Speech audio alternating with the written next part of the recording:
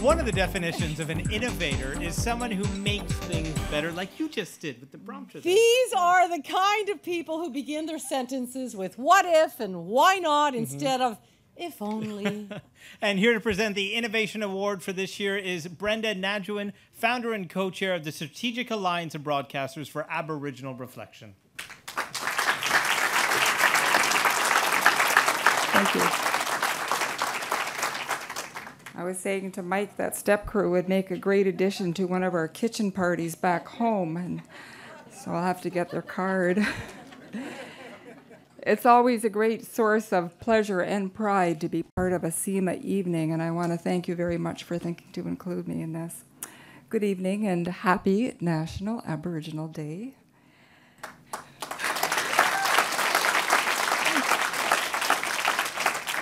Good journalism is all about good storytelling, and storytelling is a long-standing tradition of Indigenous people everywhere. Journalistic stories told through Aboriginal voice offer a way of seeing the world through Aboriginal eyes as more people become acquainted with Aboriginal knowledge, Aboriginal insight, and Aboriginal inspiration. This authentic and unique perspective will flourish as Indigenous journalists continue to flourish.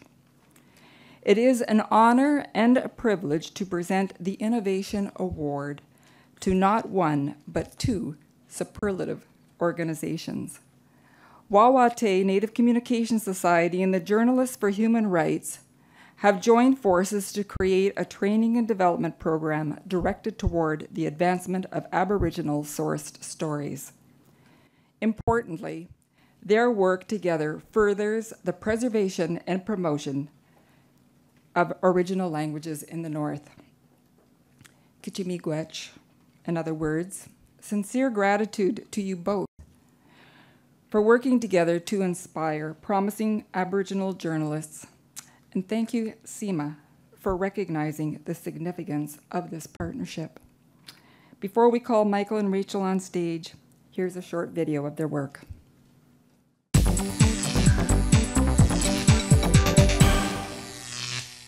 It's a partnership uniquely deserving of the word innovation because it brings together two widely respected organizations into the one common initiative that will increase Aboriginal Canadians' participation in local and national media. The Wawate Native Communication Society, chaired by Michael Metatawabin, has always carried the mandate of encouraging the preservation and promotion of original languages. And supporting this is the Northern Ontario Initiative, spearheaded by the Journalists for Human Rights, overseen by Rachel Pulfer.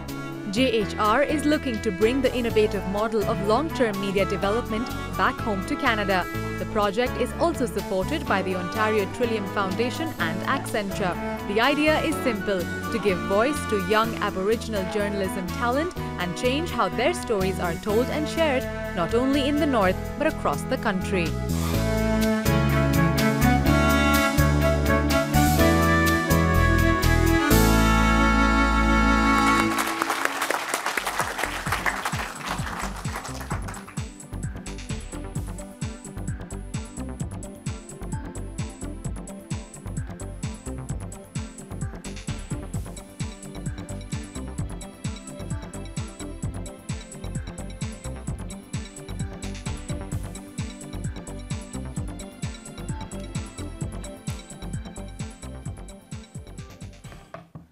Good evening.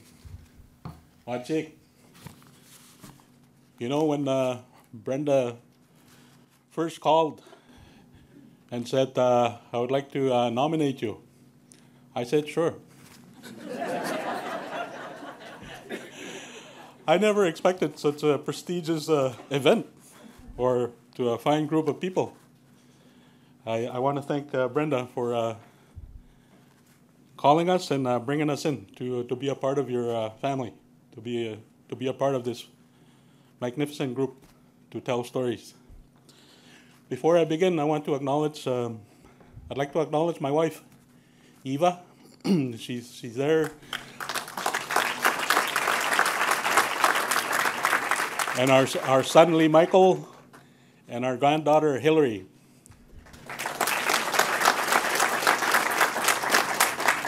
I want to thank them for being with me here this evening. I also have a little story to tell you why I wanted to acknowledge them. Yesterday, I just got back from Thunder Bay. I just flew back to Timmins. And our plan was to leave right away and start traveling down to Toronto. And when I got there, my wife was sitting there and she said, there's a problem. And I said, oh, what is the problem? And she said Premier Kathleen's office called, the coordinators of the event for the First Nations Aboriginal Day celebrations in Timmins. They called yesterday and wanted to see if I would be available to be an MC for the event. This put us in a very awkward situation. Not that I have anything against Kathleen Wynne or anything. We had planned this trip, like we knew this award was coming up. And we had invited our son and our granddaughter especially, Hillary. We had invited her to come along with us, and she was very excited. She's only 7 years old, and coming to a big city like Toronto is a very big thing for her. Very excited. And that's what put us in that dilemma. So, the obvious choice, here we are.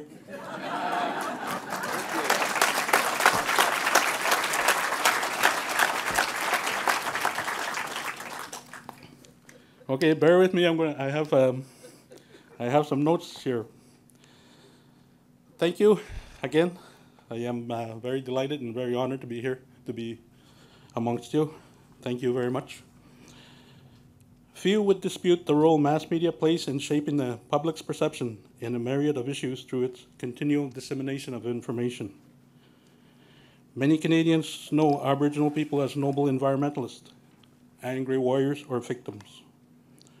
A full picture of their humanity is difficult to obtain through the mass media. For years, media has struggled to build up a basic level of education about Aboriginal cultures and perspectives.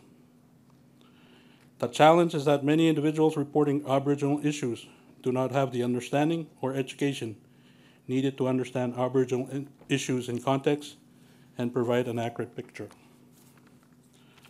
There is a lot of misinformation out in the media today about Aboriginal people and their issues, and they include the residential school, the cultures, Canada's Indian policy, socio-economic challenges, treaty and land claims. Native American contributions are all examples of things that Canadian schools don't really provide a full historical picture to Canadians about. When you have people writing stories for the mass media who have grown up in Canadian or other schools where there is little information or misinformation, you can't really expect that you're going to get much in the way of an accurate or contextual news coverage. Unfortunately, many people in modern society rely on mass media for their knowledge and information. What we need now is to position ourselves as journalists who know the issues and understand common stereotypes so we can provide more accurate coverage. Good journalism is part of a well-educated society and is part of any democracy. You don't have to agree with everything you see in the media, but it should be written fairly and it should stimulate good, honest debate. It should give a real context to the issues. This is why it was important for Wawatay Native Communication Society, a 100% Aboriginal-owned and operated organization, to partner with Journalists for Human Rights, to transfer journalism skills of unbiased, balanced reporting to communities of people who do know their histories and can cover their issues in a way that is comprehensive and which will give context to the issues and histories of Aboriginal people in the media. When we set out to work together to deliver this project, we meant only to empower the voices of the Indigenous people from our area to tell their stories. We are excited about the work associated with this project, and we are humbled that you, the Canadian Ethnic Media Association, took notice we thank you for forwarding our partnership this prestigious Innovation Award. Mr. Miguez. I will now pass on the mic to Rachel Pulfer, who will be speaking on behalf of the Journalists for Human Rights. Miguez.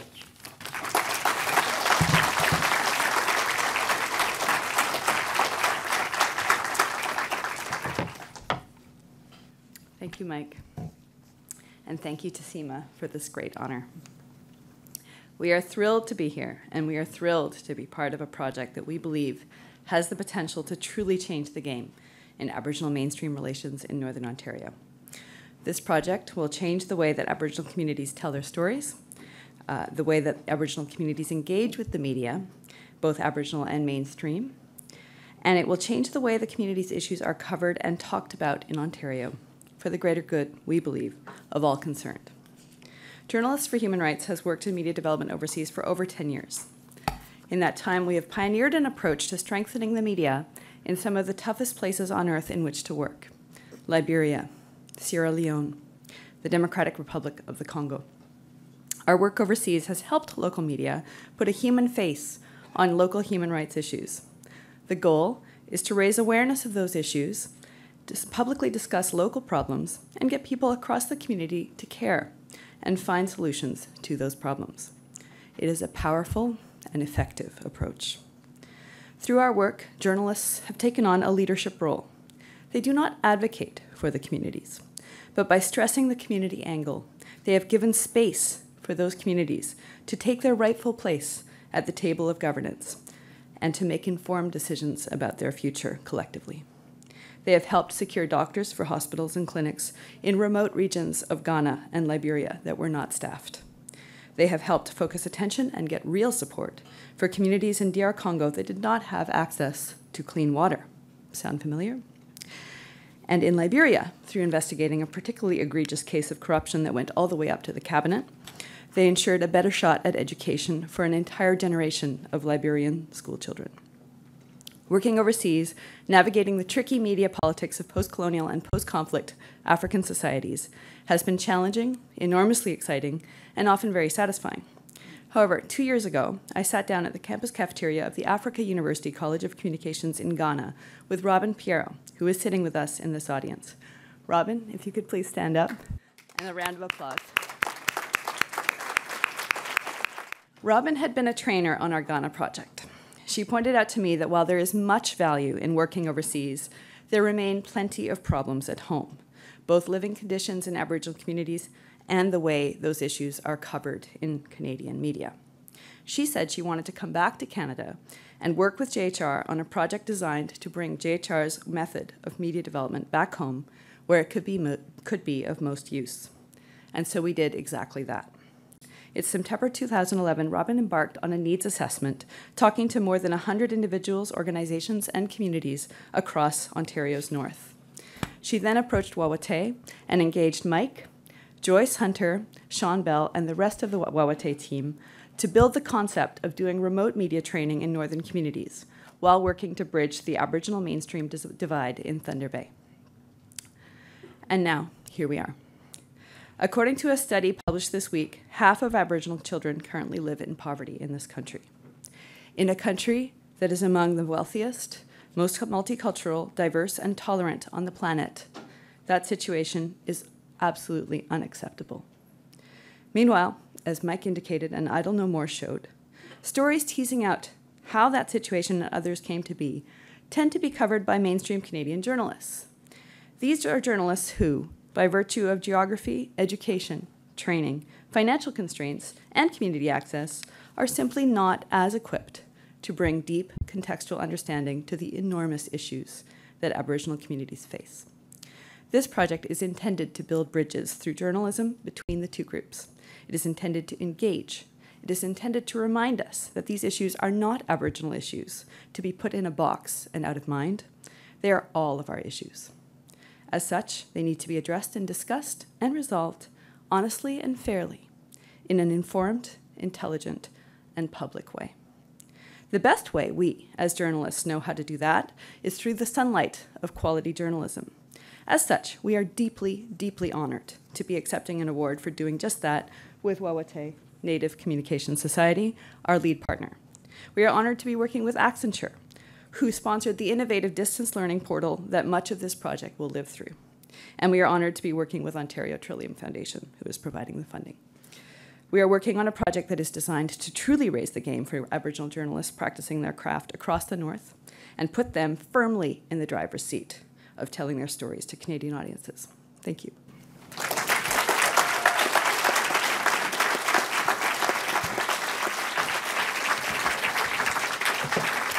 Thank you, Mike and Rachel. And you know, Brenda said it, and from what we've just heard, you know why that this is doubly fitting that that June 21st we mark National Aboriginal Day in Canada, the annual celebration of the unique heritage of Aboriginal peoples, First Nations, Inuit, and Métis. Long before others came to this country, stories were being created and shared by the many, many nations who inhabited this land we now call Canada.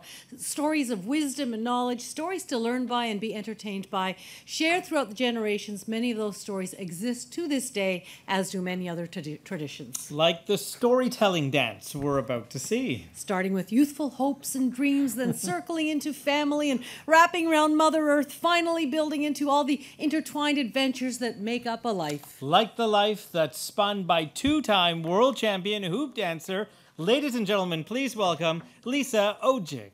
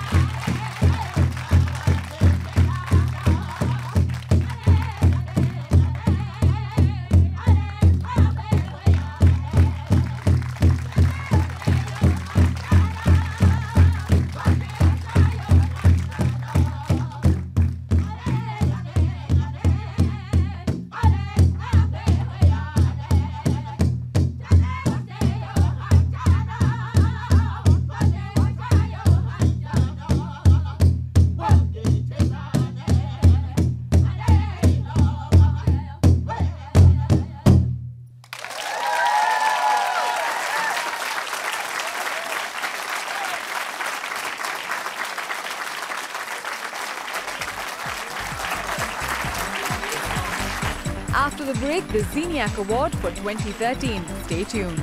Amazing, was it not?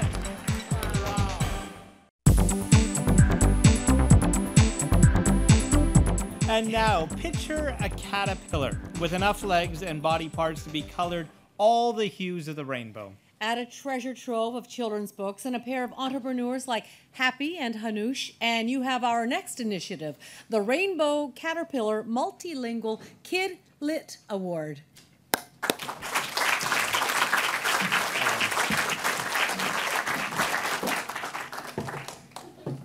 Wow. I think it was just this year that we were saying as we put out our call that we would hope that our voice would be heard far enough for us to have stories in Aboriginal languages.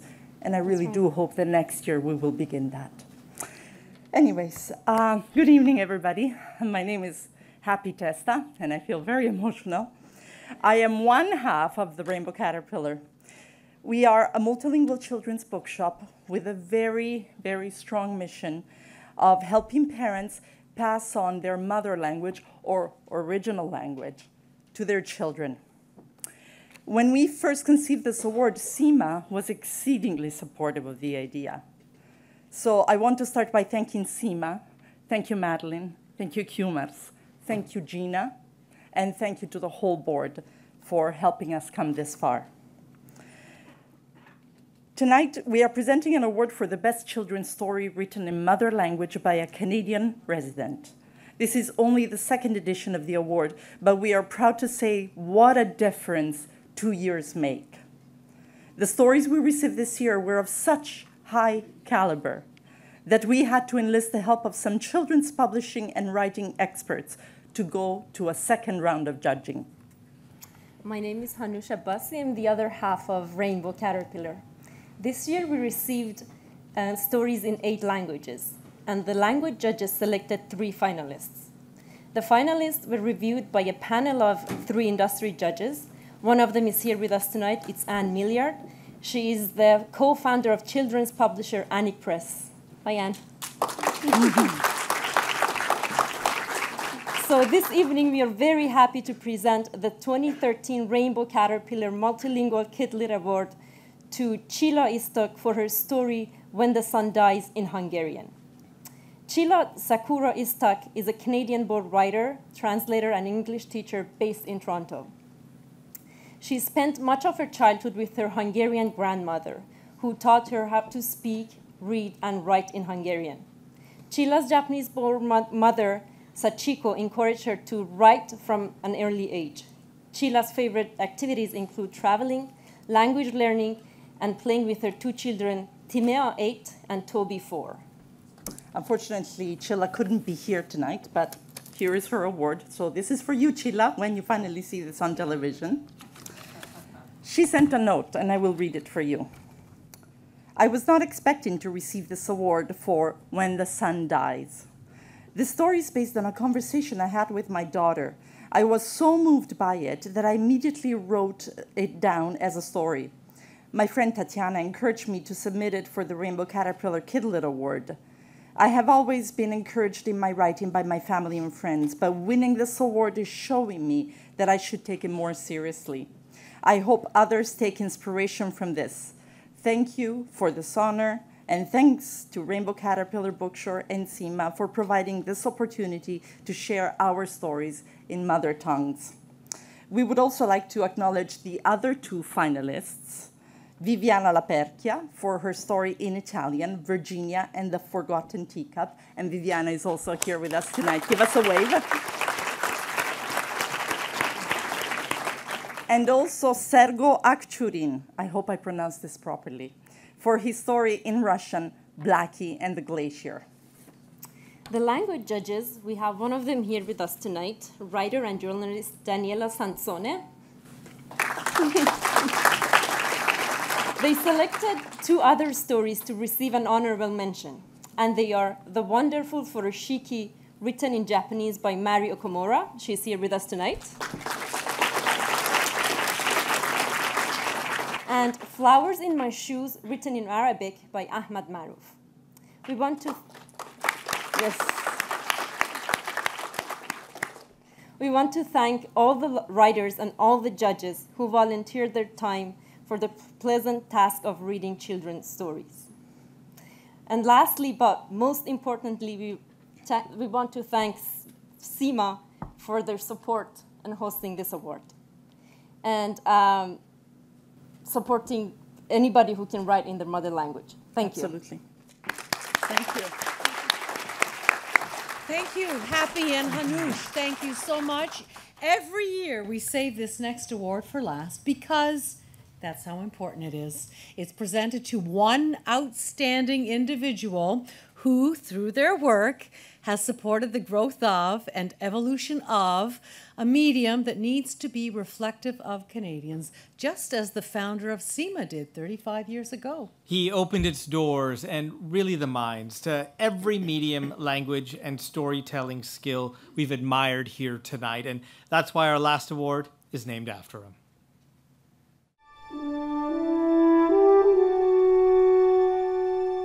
Journalist, author, poet, editor and publisher Sirhiekmara Marian Ziniak was a passionate advocate of multiculturalism. In 1949, after the Second World War, Ziniak came to Canada and continued his journalistic profession.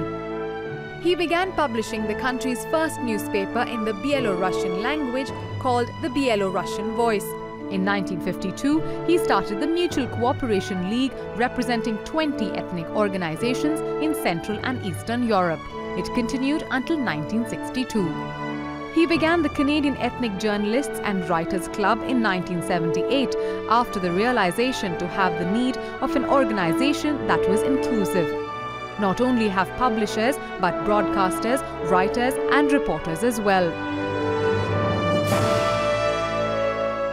He was the inaugural executive director with over 200 publishers, writers and editors from ethnic print, radio and television. He believed ethnic journalists should promote the values of Canadian citizenship and report on Canadian affairs as well as those on their homelands. His initiative would prove to be a true ethnic and multicultural form. In 2006, the name changed to the Canadian Ethnic Media Association to be inclusive of the new emerging media. After the years of successfully reflecting the role of ethnic media, the ideals of Ziniak continued to guide the work of this organization into the future.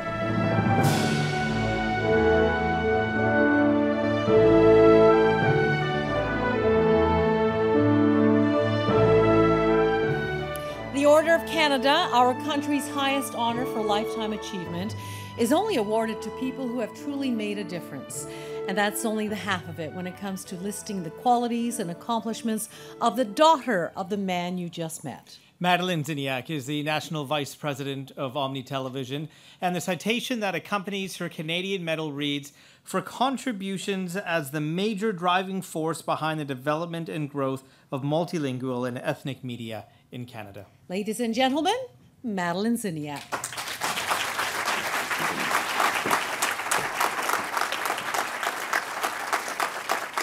Thank you very much. Welcome, everyone. What a great night this is to really honor all of those who are contributing to Canada's society. And every year, it is my honor to present the Sirhiekmara Ziniak Award to an outstanding individual for lifetime achievement in the area of media and multiculturalism. It is very important to acknowledge the important and effective work of all of these award recipients in contributing to the true reflection of today's Canada through media. In the last 3 decades, we have seen tremendous change and development in Canada towards multiculturalism. We have witnessed in this time the recognition and understanding across the nation that cultural diversity does, in fact, make us a stronger, a more defined, and just society. We know that media plays a significant role in shaping attitudes and public opinion. The Canadian Ethnic Media Association, its board and membership, respect the fact that the very existence of multilingual media is a rich expression of democracy that envelops so many intrinsic Canadian values, values that CEMA, by its 35 years of existence, has promoted, supported, and developed. The values and principles that my father, the late Sirhiekmara Ziniak, applied to this organization and his passion for journalism and freedom of expression were instrumental in making Canada and his homeland, Belarus, a better place. And it is these values and principles that are very much reflected in this year's award recipient. Anthony P. Viner, a man with a will and a vision to make Canada and his community a better place. Tony Viner, Media Executive Emeritus, and also past chairman of the West Park Healthcare Center Capital Committee, a public hospital that helps individuals manage very difficult health challenges like lung disease and stroke, and most recently appointed to the York University Secretariat Board of Governors and to the board of Sirius XM Canada. Most importantly, Tony was a champion for Omni Television, working tirelessly 23 years with the Omni team as it grew from a single station, CFMT TV, to Omni, a proud and important national television system. Tony was a quick study of the ethnocultural realities as they pertain to our station.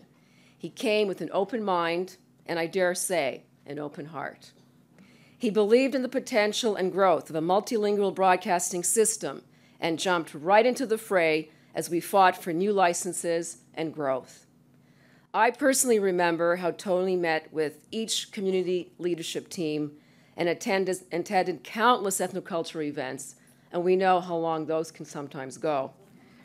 He was in the trenches with us for the 13-year haul of trying to get a broadcasting license for Omni Vancouver, personally meeting with everyone from grassroots community organizations to at sometimes hostile independent producer cooperatives, remember that one, as well as with the establishment, where he successfully influenced leadership on the merits of multilingual media. Tony quickly gained the respect of so many individuals whose lives he touched, including the CEMA board who is here tonight. So let's learn a little bit more about Anthony P. Viner.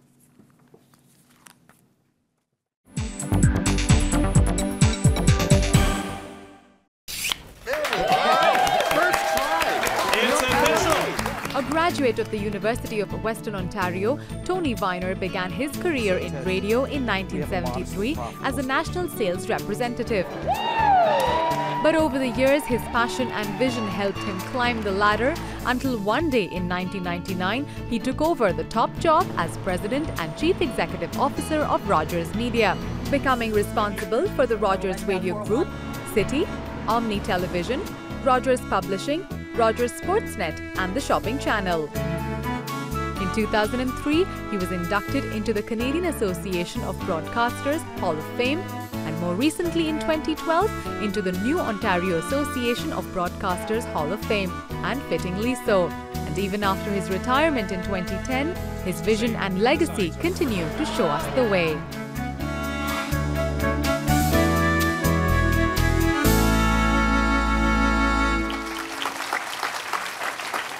Ladies and gentlemen, the 2013 Sergei Kmara-Ziniak Award, Anthony P. Viner. I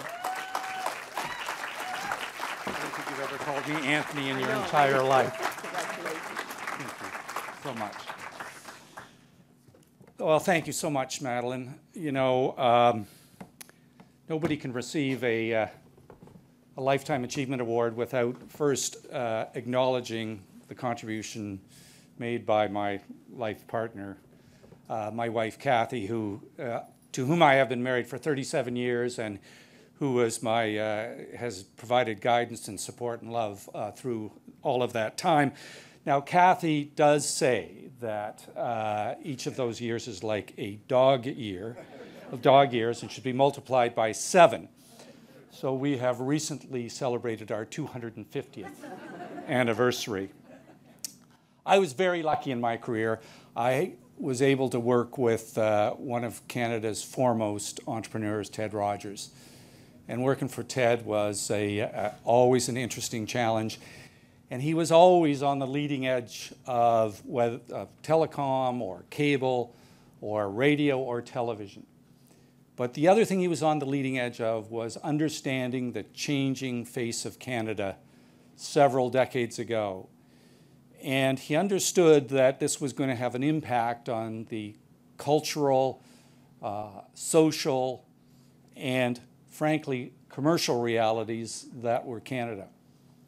And Ted was nothing if he wasn't a good businessman. And that's why he introduced the first multilingual, multicultural service on his cable system many years ago and hired an apple-cheeked youth, Madeline Ziniak, as one of his producers. And this is what led him to the acquisition of Omni Television, CFMT at the time, which frankly was on the verge of bankruptcy. And this is what introduced me to the wonderful world of ethnic journalism and ethnic media. And together with a tremendous group of people, we built Omni into a successful television service that, frankly, our competitors accused us of being too successful. And we were very, very proud of that. I worked with some wonderful people who were not only terrific at their craft, whether it was in front of or behind the camera, but people who had a true commitment to their communities and giving voices to their communities. And that is something for which I will always be grateful. I also, as Madeline mentioned, had the opportunity to meet many, many people from many diverse communities throughout Canada. Unfortunately, that was probably because we had so many failed license applications to provide television services across Canada, but we kept trying and kept trying and kept trying and eventually succeeded. You know, I'm flattered and humbled and honored to get this award. I did not know Madeline's father, although I met her mother, who I adored, Alex. But I feel that I know him because I know that his values, his work ethic, his tenacity and enthusiasm are reflected in his daughter, Madeline, a woman who I have had the privilege of working with all these years. Thank you so much for this honor. It's greatly appreciated. Thanks to CEMA and thanks to Madeline. Thank you. This year's closing act coming up after the short break.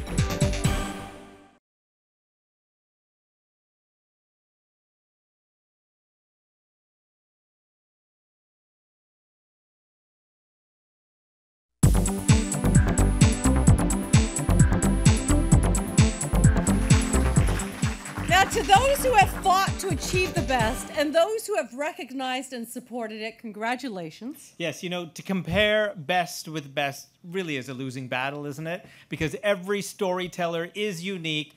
We're all award winners. So when we single out a few for outstanding achievement, we can all share in the celebration. Congratulations to us all. It's been a great year, hasn't it? Yes, well done. And let's do it again next June at the 36th Annual Canadian Ethnic Media Awards. And now to play us out in style is a gang of dancers, not unlike CEMA, in their worldwide embrace by many cultures. Yes, from South Korean roots, they've broken racial barriers from Taiwan to Toronto, becoming a pop culture sensation. So to play us out, please welcome Gangnam Style with La Sote Amo, I Love the Sun.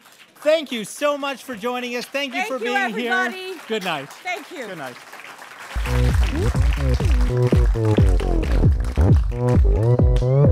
Russian style.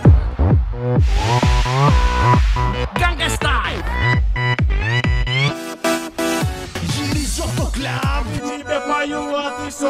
Agenda, look e strilla, manca ci fosse terremoto. Where we ace our exam with flying colors cause we studied. 如果你懂就跳这舞蹈。 Non può sapere. To wash my bum after I'm done. 你爱看手机别skажи. 优酷土豆 YouTube 上传视频。 Я приди. Tarantella.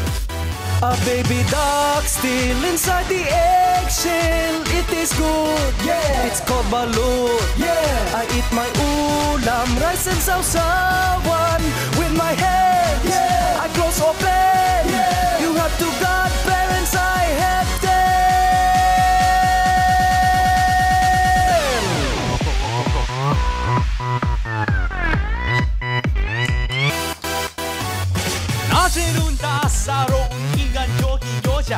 커피 한 잔에 요를 아는 품격 있는 여자 밤이 오면 심장이 두꺼워지는 여자 그런 반찬 있는 여자 나를 사랑해 낮에는 로마 캄파 사랑 본격 사랑해 커피 식기도 전에 원자태를 사랑해 밤이 오면 심장에 퍼져버린 사랑해 그래 사랑해 아름다워 사랑스러워 그래 너 그래 바로 너 아름다워 사랑스러워 그래 너 그래 바로 너 지금부터 갈 때까지 가볼 때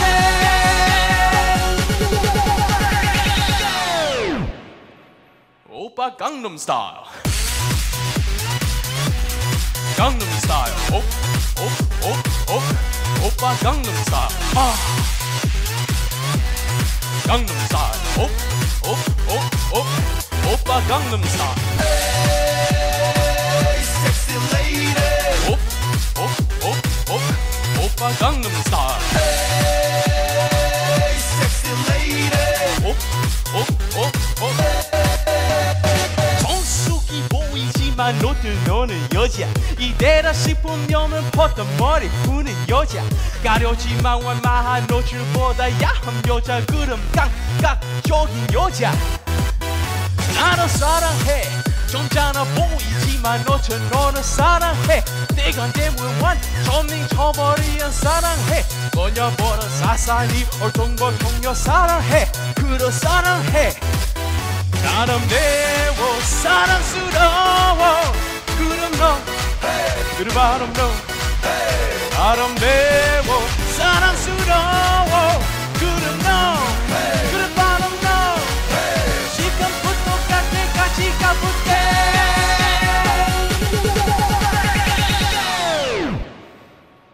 오빠 강남 스타일 강남 스타일 오빠 강남 스타일 강남 스타일 오빠 강남 스타일 Hey sexy lady 오빠 강남 스타일 Hey sexy lady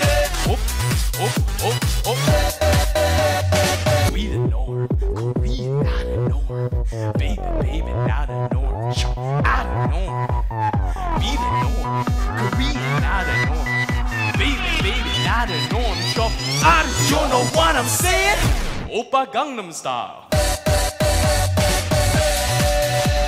Hey sexy lady 오빠 강남 스타일 Hey sexy lady 오빠 강남 스타일